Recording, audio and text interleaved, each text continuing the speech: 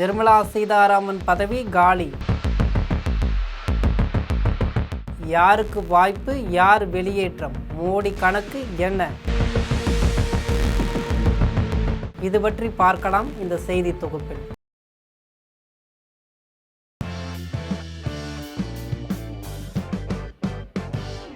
மோடி மூன்றாவது முறையாக பிரதமராக பதவியேற்ற பின் அமைச்சரவை மாற்றவில்லை. விரைவில் அதில் மாற்றம் செய்ய இருக்கிறார். காரணம், 7 மாநிலங்களில் சட்டமன்ற தேர்தல்கள் நடக்க இருக்கும்.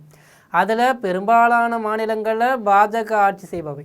இதில் கிடைக்கும் வெற்றி தான் 2029 பாராளுமன்ற தேர்தலில் பாஜக வெற்றியை தீர்மானிக்கக்கூடியதாக இருக்கும்.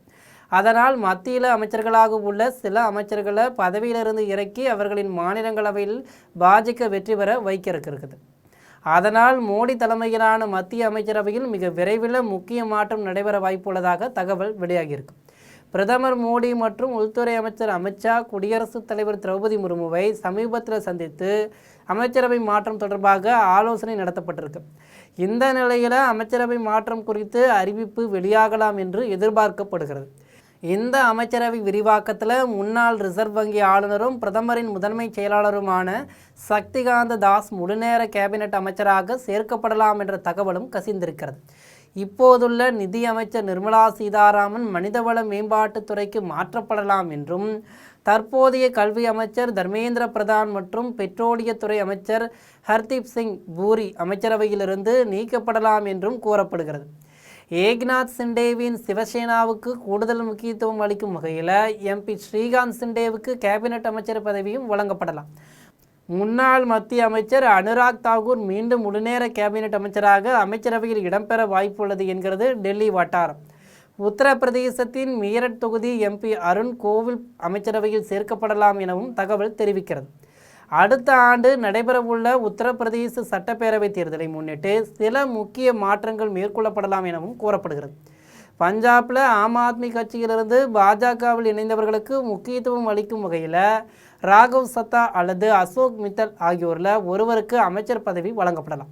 தற்போதைய மத்திய அமைச்சர் ரவ்னித் சிங் பெட் நீக்கப்பட்டு பாஜக தேசிய பொதுச் செயலாளர் தருண் சுக் அமைச்சரவையில் சேர்க்கப்படலாம் என்ற தகவலும் வெளியாகியிருக்கு. பீகார் முன்னாள் முதல்வர் நிதிஷ்குமாரின் பரிந்துரைகளும் முக்கியத்துவம் அளிக்கப்படலாம் எனவும் கூறப்படுகிறது. பீகாரின் மகாராஜ்கஞ்ச் தொகுதி MP ஜனார்தன் சிங் சிக்ரிவால் மற்றும் மத்திய பிரதேசத்தின் விஷ்ணுதத் சர்மா ஆகியோரும் அமைச்சரவையில் இடம்பெறலாம் என்கிறார்கள். தற்போது மத்திய மின்சாரத்துறையை கவனித்து வரும் மனோகர்லால் கட்டார் தனது துறையை இழக்கலாம் என்றும், மேலும் பாதிக்கும் மேற்பட்ட அமைச்சர்கள் பதவியிலிருந்து நீக்கப்படலாம் என்றும் தகவல்கள் தெரிவிக்கின்றன. எனினும் அமைச்சரவை மாற்றம் குறித்த அதிகாரப்பூர்வ அறிவிப்பு இதுவரை வெளியாகவில்லை. அடுத்தடுத்து தேர்தல் நடைபெறும் மாநிலங்களின் MPக்களுக்கு அமைச்சரவையில் முக்கியத்துவம் அளிக்கப்படலாம் எனப்படுகிறது. இப்படியெல்லாம் மாற்றம் செய்து 4வது முறையாக பிரதமராக வேண்டும் என்று கணக்கு போடுகிறார் மோடி. இது போன்ற செய்திகளை உடனுக்குடன் தெரிந்து கொள்ள ஜெம் தொலைக்காட்சியுடன் எப்போதும் இணைப்பில் இருங்கள். நன்றி, வணக்கம்.